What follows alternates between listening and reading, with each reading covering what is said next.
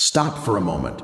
Don't scroll. You need to hear this. God is speaking directly to you. He says, "My child, I never left you." Even in the moments when you felt abandoned, even in the nights when you cried quietly, even when the world felt cold, heavy, and unfair, He was there.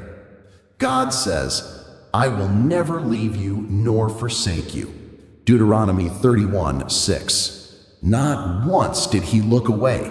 Not once did He let go. Not once did He stop loving you.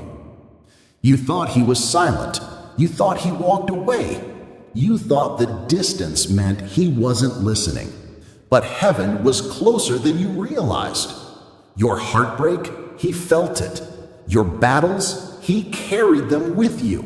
Your prayers, He collected every word. God says, when you could no longer stand, I held you. When you were weak, I strengthened you. When you were broken, I began healing you. So, lift your head. You are not alone. Not today, not ever.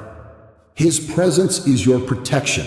His love is your foundation, and His promise is unchanging. My child, I never left you, and I never will.